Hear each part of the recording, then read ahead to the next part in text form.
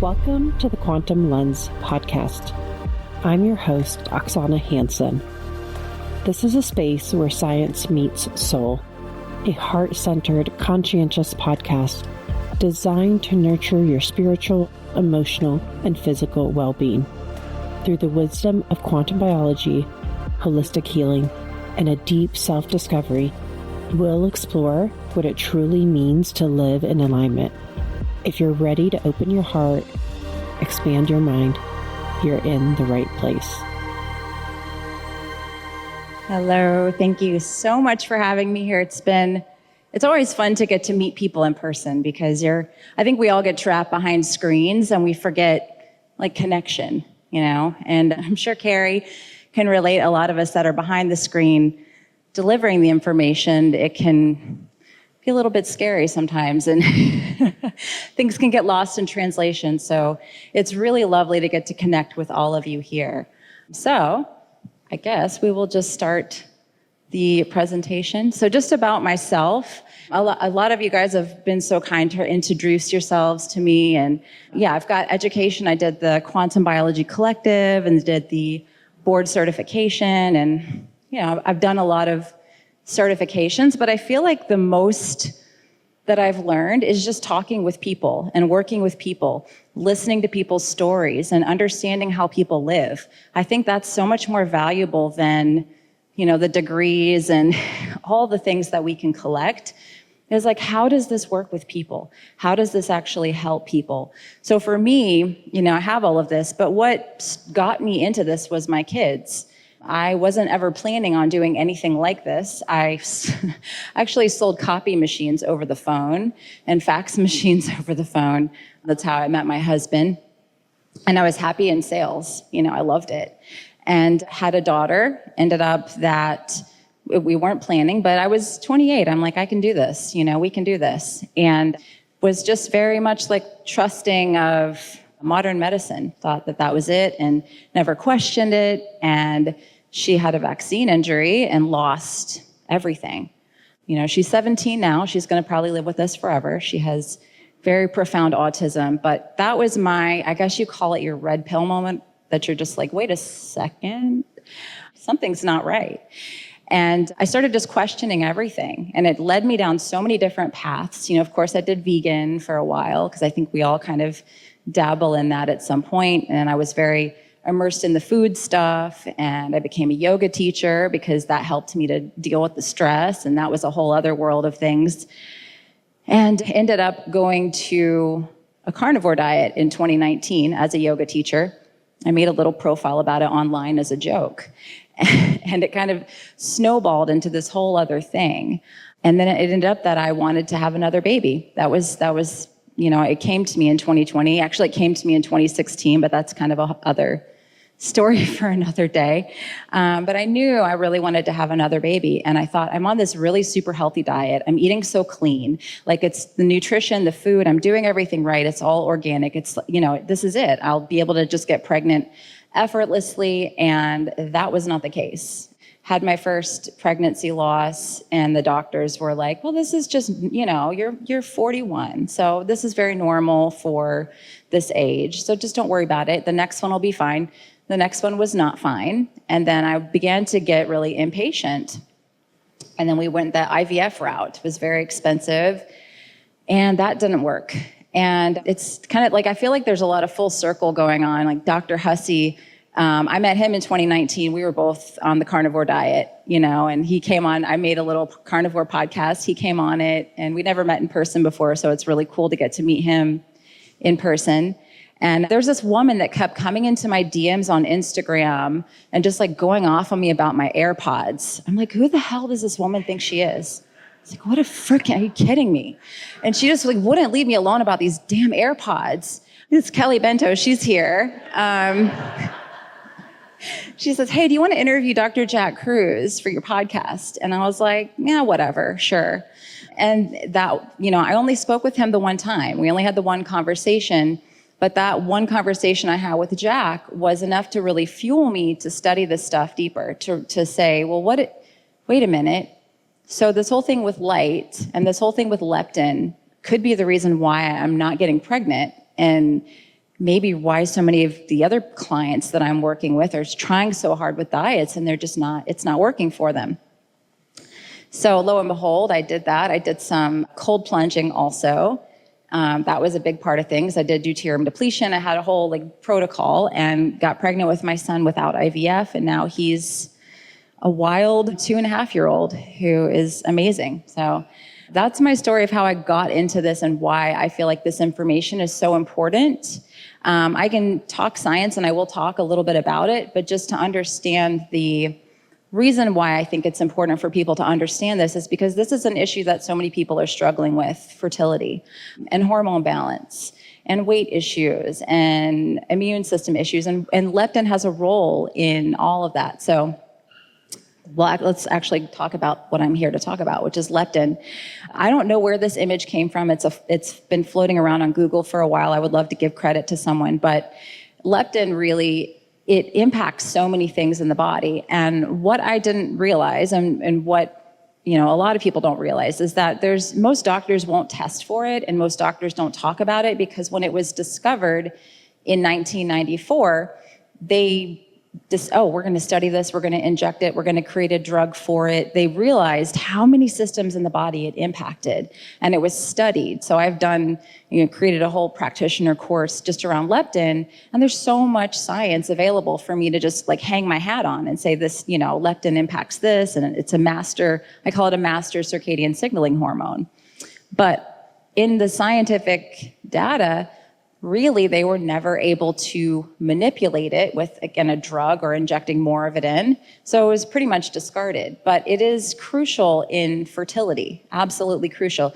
It's crucial for my perimenopause, menopause ladies who are having hot flashes. There's actually a lot of data about leptin and hot flashes, leptin and endometriosis, leptin and the immune system. And so it's a signaling hormone. It's like the accountant of the body. So it's trying to understand how much energy is available on the body so that I can regulate all these different systems: the thyroid, the immune system, sex hormones, metabolism.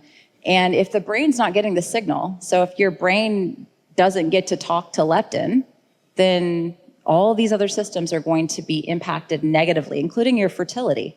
So what causes us to lose communication with leptin? The first thing, and this is not, there's doctors out there who've written books about leptin, and it's all about diet, which is completely, like I said in the very beginning of this, uninteresting to me at this point. I think it's settled. We don't need to be eating seed oils. We don't need to be eating junk. We should probably be more of, most people in more of a lower carb diet, most people. But I'm really bored with the whole diet conversation, because leptin, I say it's a light hormone. And if your light environment is messed up, so if you have too much artificial light at night in your room, then leptin's not going to be able to dock to the brain. So leptin and melatonin have a relationship where they rise at a similar time. They reach their highest peak when we're sleeping. And that's when leptin talks to your brain and kind of gives this download and says, hey, you have X amount of stored energy on the body. So tomorrow, thyroid, do this. Hey, it is safe enough for you to make a baby. It's safe enough for hormones. For bones, for your heart. We have leptin receptors in the heart. So all of these things are impacted, because people will just say, oh, it's the satiety hormone. Well, yeah, but it actually does so many more things in the body than just that. So one of the first things that people need to understand about leptin is, the diet's important. We'll talk about that a little bit. But if your circadian rhythms are off, leptin is going to really have a hard time making that communication with your brain. So primary thing that anybody that comes to me with a weight problem, with a fertility problem, with autoimmune condition, we always have to start with light. Because, like I said, if your brain's not getting that signal, then guess what? Your body doesn't know what to do. It's like not having an accountant to manage your money. It's just like, I don't know how much we have. We're going to go into debt, or are we going to spend it all? I don't know what's going to happen. That's what people's bodies are doing on a daily basis. And a lot of people talk about insulin, which is important, but leptin actually signals the glucose insulin axis. So I put leptin above insulin. That's just how I work. And here's all my citations if that kind of thing is important. I have a whole entire, I could put a book together probably of citations around leptin. And if you're on my newsletter, you get blasted with citations a few times a week. So this is a curve. I actually had my dear friend Chat help me create this, but I told it what to do. I did. It shows basically the curve of leptin in relationship to cortisol and to melatonin. So you can see cortisol is supposed to rise in the morning. It's nice, big, beautiful rise. And when cortisol is at, the high point, leptin is supposed to be at its lowest. So you're supposed to be hungry. You're supposed to have an appetite in the morning. And then at night when you're sleeping, melatonin's at its highest and leptin goes up to its highest as well. So that's just on a circadian rhythm, how those hormones actually work. So I think that, again, light is going to be crucial. If you have artificial light at night in your bedroom, that can impact things. There's a ton of data and studies about cortisol and leptin. So if your cortisol is way too high, that can also really, really negatively impact leptin as well. So people that aren't hungry in the morning, I always say, that's a sign that you're potentially dealing with a leptin issue, is not being hungry in the morning. And there are some easy fixes for that. Okay, so hormone production, I always say it begins at sunrise. And I think Tom was talking about this, how the mitochondria make hormones. So this is my little drawing of the mitochondria making those hormones. And what happens is that you get blue light in the morning from sunrise, hopefully, not too much blue light like you would get in an overhead light or a screen or your phone, but you get just that right amount of blue light. Mitochondria get this signal, it's daytime, it's time for us to start this hormone cascade. And so if you're not getting sunrise, if you're not getting that beautiful amount of blue light in the morning, your body's going to be confused the rest of the day because all these hormones are circadian as well. So sunrise plays a very important part of this hormone cascade. And just on the other flip side of that, do you want to be kicking off this steroid pathway at night when you're supposed to be sleeping? No, you don't want to do that. So I think a lot of people that talk so much about hormone dysfunction and hormone imbalance, if they're not doing the basics of light, they're going to be behind the eight ball. So sunrise is really needed to just reset, retune the body clock, spin those metabolic clocks. And there's tons and tons of studies. Again, you could look up Google artificial light at night and obesity. I mean, you're just going to get flooded with studies. There's tons of them. But there's one that says circadian clock disruption impairs lipid and glucose metabolism, which we know. One of the biggest problems that people come to me with, is weight. Everyone wants to lose weight. I always say that's how I trick people to come look at my work is I'm like, yeah, it'll help you lose weight. It'll fix a lot of other things. But there's a lot of data that shows that if your mornings are too dim and your evenings are too bright, that factor alone slows your metabolism down. It actually slows down your metabolic rate. And that's something that people just have no idea. And a lot of people think a room like this is bright. But who has the My Circadian app in the audience? This is a test. So I'm curious what the Lux reading, what is it? 68. 68 inside the room. So you think that's 68, right? No. What the Lux reading that your brain needs in the morning minimum is 1,000. They have those 10,000 Lux light boxes. They've done a ton of studies on this alone to show that your brain needs at least 1,000 to 10,000 Lux in the morning, again, to support your metabolism. So we're sitting in environments during the day that are quite literally telling our bodies it's dusk, slow down, shut the metabolic process down, and keeping us in this really confused and inflamed state. So when we're done with this, if you guys don't have the My Circadian app, I'd be curious to see what the outdoor Lux is. I'd be willing to bet it's probably 100,000 out there. So we think we're in a bright environment in the morning by turning on the lights, and it usually indoors maxes out, 500 if you're in one of those like hospital fluorescent light situations, which most people hopefully aren't. So this is why that morning sunlight is so crucial for this whole entire metabolic system. And then at night, the lux needs to be 10 and below the 3 hours leading up to bed. Because again, all the studies on artificial light at night, they show that blue light, again, activates those melanopsin receptors. But also if it's too bright, you can have a red light panel that is 10,000 lux. Ask me how I know, because I've measured my red light panel. I'm like, oh, probably don't want to have that on, because even that amount of brightness can trigger this steroid pathway that can tell the body it's time to make cortisol. It's daytime.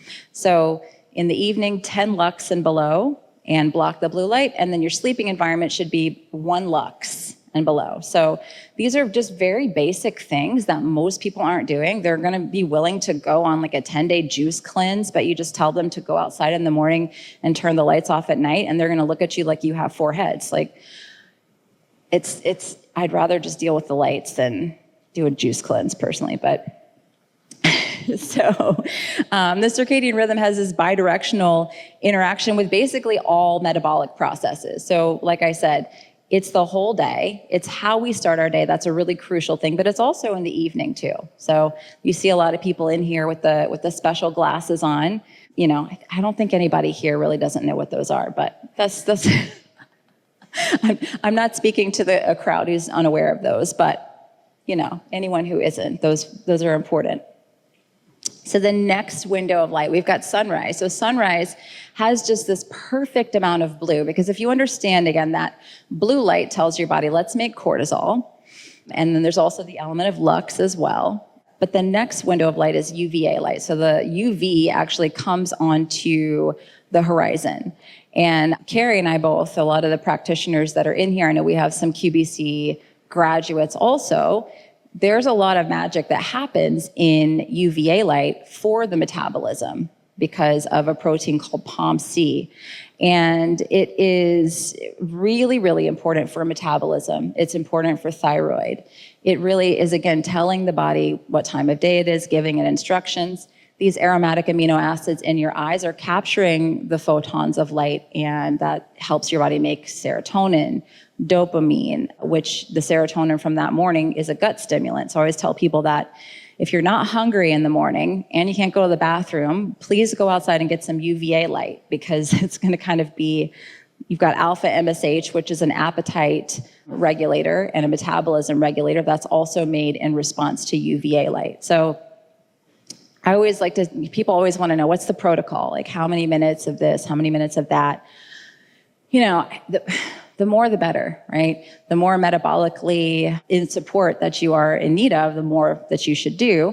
But Carrie and I both see about 20 minutes of this UVA period before UVB comes up, right after sunrise, to just be really beneficial. So if there's any way that you can go out and take a walk at that time, that's going to be really helpful. But that's really, really key, especially for thyroid patients. You know, what I've been doing a lot of posts on thyroid lately, which is a big part of metabolic processes. And I, as someone who did a carnivore diet for 2 years straight without any breaks, because I thought I was doing a healthy diet, had very low T3 at the end of that, which I was told by all the carnivore doctors, that is very normal. I'm like, but I can't get pregnant. So go figure. So how I actually fixed my T3, right? And labs are just, you know, they're one thing, but they're a measurement. How I fixed my T3 was this: the morning sunrise, the UVA, as well as the darkness at night, and eating seasonal foods. I did begin to eat seasonal foods and practice ketosis every now and then. I like the approach of a couple days a week of ketosis, a little bit of fasting. You know, you still need those autophagy benefits, but I think we overdo it. But what was hugely helpful for me with the thyroid and having a low thyroid and being told you're hypothyroid, let's do medication, was really just going out in UVA light. I mean, it was tremendously helpful. So if you have to maximize a time in the morning, then I would do that. And then as far as blue light in the thyroid goes, blue light can penetrate below the surface of the skin, and the thyroid is so surface up here on the skin. So if you can avoid having a lot of blue light on your thyroid, that's also going to be important. I like to say the thyroid is like a quantum sensor. You know, it's really trying to understand what's going on. So Yeah, that's UVA light. That's next. And if you have my app, which I'll talk about in this as well, it tells you what time this happens for you based on your location. And it even has a little notification that comes on the screen that lets you know. Because I think it's that important. I think it's that important for people to go out at these times in the morning and just make it a priority. Okay, so UVB light. Everyone talks about vitamin D and how important vitamin D is. And I think it is. When I first started going through the whole fertility journey, one thing that I found out is that my vitamin D was very low. I didn't go outside though. I wasn't outside. It wasn't just low because it was low. I was pale. I could never get a tan. I'm still pretty fair. I did get a little sunburned last week in Miami because I was under an umbrella and I didn't know the glare was hitting the side of my head. So that was a cute lobster thing on my neck for a minute there. But vitamin D is very important. And part of this and fixing your leptin and fixing your environment and your redox potential and your mitochondria is also that you're able to tolerate sunlight more. And a lot of people come to me, and I know they do, Carrie too, and a lot of other practitioners, they can't go out in the sun. They start getting rashes on the skin. They're very intolerant to sunlight. And so this one, UVB, is something you want to build up a gradual and slow tolerance to, but there are so many health benefits. Vitamin D and leptin are deeply interconnected. I actually found a study a couple of months ago, and they were trying to use supplements, of course, and I'm like, I have issues with that. We won't even get into that, but they basically showed that vitamin D was able to help shuttle fat into the right places and actually help to build muscle. I'll have to pull it up, but they keep on showing all these amazing studies on vitamin D and metabolism. And again, vitamin D the supplements is a whole other topic. I don't have time to go into all of that today. I do have a blog post on that on my website with tons of citations about why it may not be optimal to take the supplements, even with K2 and magnesium. But UVB, I always say, is just a key metabolic signal. It's important for bones, for hormones, immune system. And, it's just very, very important. So with my Circadian app, you can actually gauge your time in the sun so you don't overdo it. I think that's really, really important. And there's a lot of clinical insights. There's a lot of studies that actually show if you have low vitamin D, you have a higher likelihood of obesity. And obesity and leptin resistance, vitamin D being low, that's actually heavily correlated. So in the literature, of course, we like to look at studies. They don't show us everything, but there's interesting data there. So melatonin is kind of the flip side of this. And I mentioned it earlier, but melatonin and leptin are meant to basically peak at the exact same time at night, or right about the same time. Again, clinical data showing that leptin being at a good optimal level is highly correlated with melatonin also being at a high, good level for sleeping. So what's going to happen to destroy your melatonin? I know I sound like a broken record, but too much artificial light at night, eating too close to bed, because that can also keep insulin high. Insulin can compete with leptin for the docking space in the brain. And so if people are snacking too close to bed, that can keep elevated insulin, which can impact this docking process.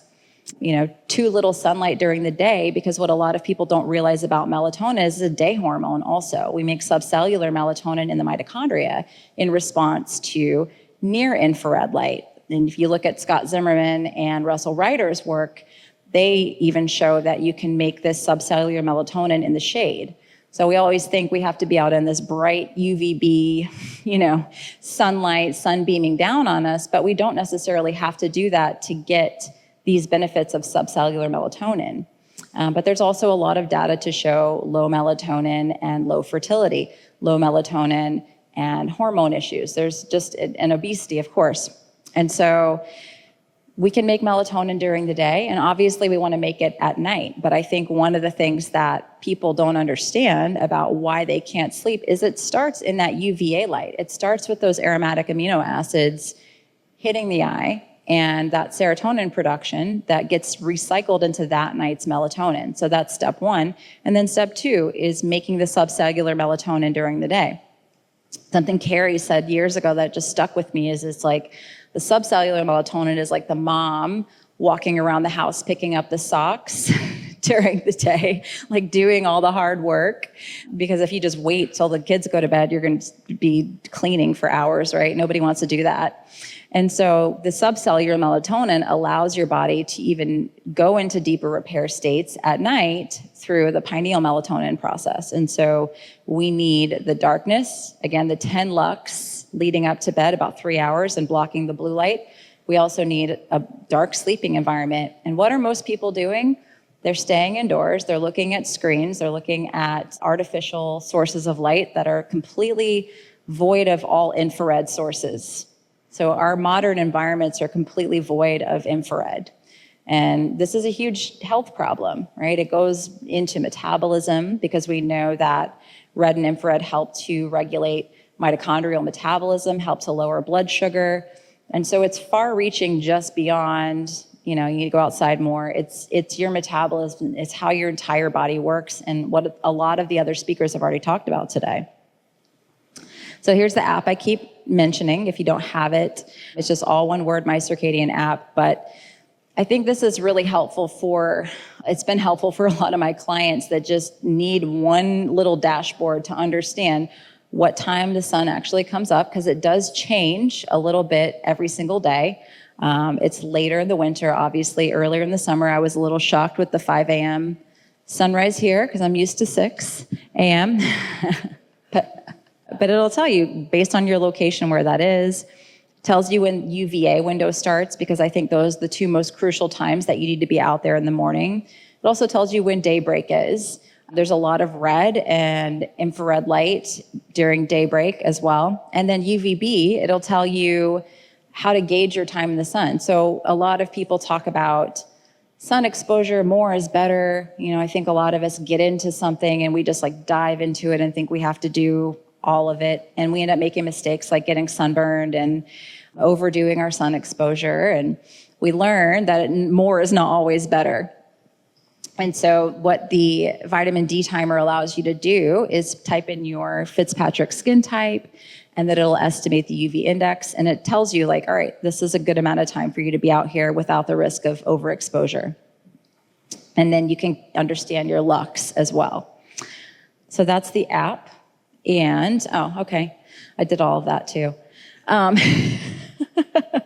So these hormones, they shift over the seasons. So when you talk about local and seasonal food, there's a whole hormonal system behind this. People get and I learned this when I was in the carnivore space and in the diet space, is that people get extremely dogmatic about food and about diet and about being perfect with everything. And when you understand your hormones, when you understand how your body works from this lens of circadian biology, it's a lot less dogmatic. It's a lot more simple. Because just as a basic, your thyroid hormones change through the year, your sex hormones change through the year, your thyroid's a little different in the summer versus the winter. Every season, there's a shift. And when we talk about vitamin D, everyone in the winter is so quick to say you need to go on vitamin D supplements, but they don't talk about the importance of tapping into the cold. In the winter, we're supposed to be cold. Now, I know Tom's done a great article on biophotons and that internal production of vitamin D. But infrared and cold, I always say winter is melatonin season. Your body's meant to go into states of repair. We're not meant to live in summer all the time, but our modern worlds do. And I think that is really a hidden reason why there's so much metabolic dysfunction, is that we're trying to live basically like it's summer all year long. People don't do ketosis. They don't go in the cold. They don't expose their bodies to infrared because they're indoors all the time.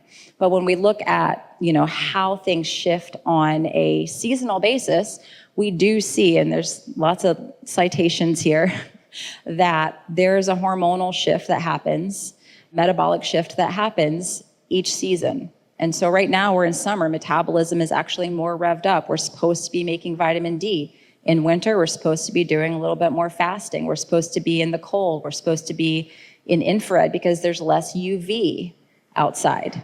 So I question the vitamin D supplement through the winter and think that we need to be tapping into how our bodies shift on this seasonal basis. The gut also changes, not only daily, but also seasonally. And this is another one that I get into with the gym bros online. Because a lot of them say it doesn't matter when you eat, it just matters how much you eat. It's just calories. It's just calories. And when you actually look at the curve of digestion and how your body actually changes through the day, just in the lens of digestion, we have this big, beautiful curve here. And so optimally, it kind of goes very similarly to a cortisol curve. You're going to have peak stomach acid production. You're going to have peak enzymatic function, more so during the day. And at night, all of those things are supposed to really wind down. And we're supposed to go into repair mode. But again, what are we doing? We're staying up late. We're snacking. We've got the TV on, the Netflix. And then we wonder why we have SIBO and gut issues.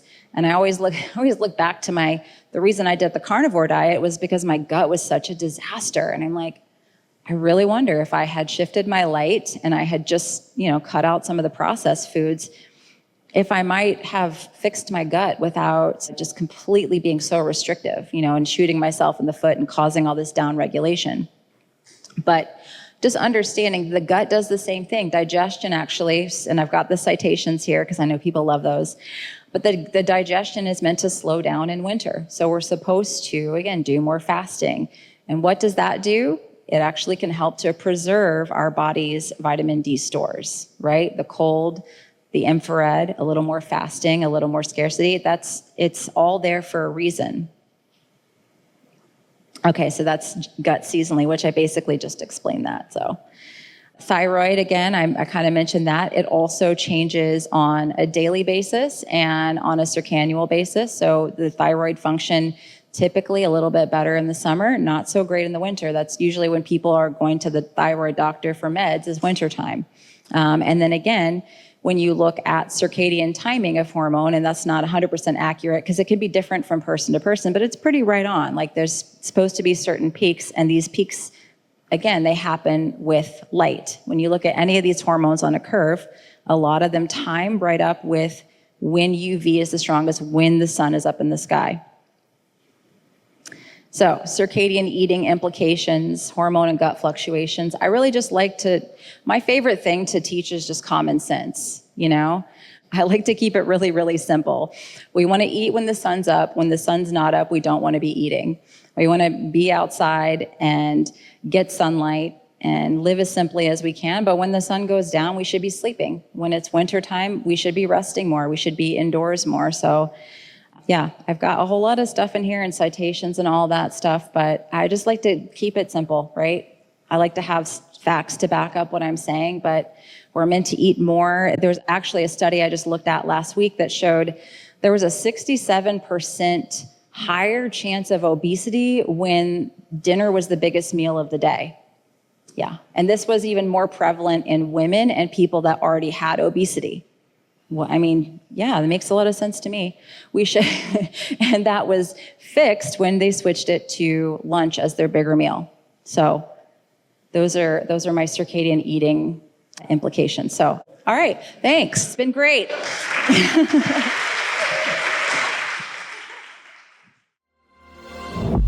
Thank you for tuning in to the Quantum Lens podcast. I hope this episode brought you insight, inspiration, and a deeper connection to your journey. If you've loved what you heard, be sure to subscribe, leave a review, and share it with someone who needs to hear this message. Let's keep this conversation going. And until next time, keep aligning, expanding, and embrace the magic of who you are.